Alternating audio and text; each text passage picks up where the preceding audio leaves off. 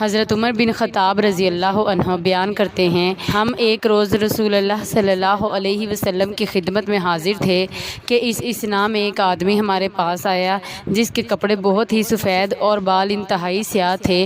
اس پر سفر کے آثار نظر آتے تھے، نہ ہم میں سے کوئی اسے جانتا تھا، حتیٰ کہ وہ دو جانب ہو کر نبی صلی اللہ علیہ وسلم کے سامنے بیٹھ گیا اور اس نے اپنے دونوں ہاتھ اپنی رانوں پر رکھ لیے اور کہا، محمد صلی اللہ علیہ وسلم اسلام کے متعلق مجھے بتائیں۔ آپ صلی اللہ علیہ وسلم نے فرمایا، اسلام یہ ہے کہ تم گواہی دو کہ اللہ کے سوا کوئی معبود برحق نہیں اور یہ کہ محمد اللہ کے رسول ہیں۔ نماز قائم کرو، زکوٰۃ ادا کرو، رمضان کے روزے رکھو اور اگر استطاعت ہو تو بیت اللہ کا حج کرو۔ اس نے کہا، آپ نے سچ فرمایا۔ ہمیں اس سے تعجب ہوا کہ وہ آپ سے پوچھتا ہے اور آپ کی تصدیق بھی کرتا ہے۔ اس نے کہا، ایمان کے بارے میں مجھے بتائیں۔ آپ صلی اللہ علیہ وسلم نے فرمایا، یہ کہ تم اللہ پر اور اس کے فرشتوں پر اور اس کی کتابوں پر، اس کے رسولوں پر اور یوم آخرت پر ایمان لاؤ اور تم تقدیر کے اچھا اور برا ہونے پر ایمان لاؤ۔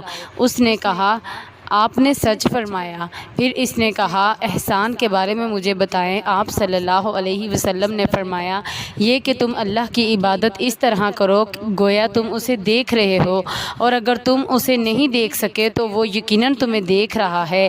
اس نے کہا، قیامت کے بارے میں مجھے بتائیں۔ آپ صلی اللہ علیہ وسلم نے فرمایا، مسئول اس کے متعلق سائل سے زیادہ نہیں جانتا۔ اس نے کہا، اس کی نشانیوں کے بارے میں مجھے بتا دیں۔ آپ صلی اللہ علیہ وسلم نے فرمایا، یہ کہ لونڈی اپنی مالکہ کو جنم دے گی اور یہ کہ تم ننگے پاؤں، ننگے بدن، تنگ دست بکریوں کے چرواہوں کو بلند و بالا عمارتوں کی تعمیر اور ان پر فخر کرتے ہوئے دیکھو گے۔ عمر رضی اللہ عنہ نے فرمایا، پھر وہ شخص چلا گیا۔ میں کچھ دیر ٹھہرا، پھر آپ صلی اللہ علیہ وسلم نے مجھ سے پوچھا، عمر کیا تم جانتے ہو سائل کون تھا؟ میں نے عرض کیا، اللہ اور اس کے رسول بہتر جانتے ہیں۔ آپ صلی اللہ علیہ وسلم نے فرمایا، وہ جبرائیل علیہ السلام تھے، وہ تمہیں تمہارا دین سکھانے کے لیے تمہارے پاس تشریف لائے تھے۔ حضرت ابو ہریرہ رضی اللہ عنہ سے مروی ہے کہ رسول اللہ صلی اللہ علیہ وسلم سے سوال کیا گیا کہ لوگوں میں سب سے زیادہ معزز کون ہے؟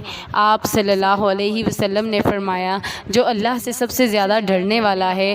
لوگوں نے کہا، ہم اس بارے میں سوال نہیں کر رہے۔ آپ صلی اللہ علیہ وسلم نے فرمایا، تب لوگوں میں سب سے زیادہ معزز یوسف علیہ السلام، اللہ کے نبی، نبی کے بیٹے، نبی کے پوتے اور ابراہیم خلیل اللہ کے پڑپوتے ہیں۔ لوگوں نے کہا، ہم اس بارے میں بھی آپ سے سوال نہیں کر رہے۔ آپ صلی اللہ علیہ وسلم نے فرمایا، تب تم عرب کے سرچشمہ خیر کے بارے میں مجھ سے سوال کر رہے ہو۔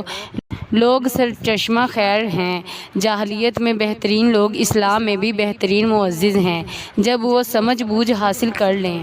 عبدہ بن ابی لبابہ مجاہد سے وہ عبداللہ بن عباس رضی اللہ عنہ سے مرفوعاً بیان کرتے ہیں کہ جب کوئی مسلمان اپنے مسلمان بھائی سے ملتا ہے تو اس کا ہاتھ پکڑ کر مصافحہ کرتا ہے تو اس کی انگلیوں سے خطائیں اس طرح جھڑ جاتی ہیں جس طرح خزاں کے موسم میں درخت کے پتے جھڑ جاتے ہیں۔ عبدہ کہتے ہیں کہ میں نے مجاہد سے کہا، یہ تو بہت آسان ہے۔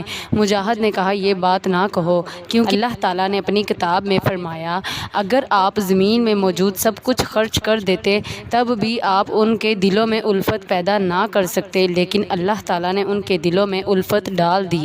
تب مجھے دوسروں کے مقابلے میں ان کے علم کی فضیلت اور کثرت علم کا پتہ چلا۔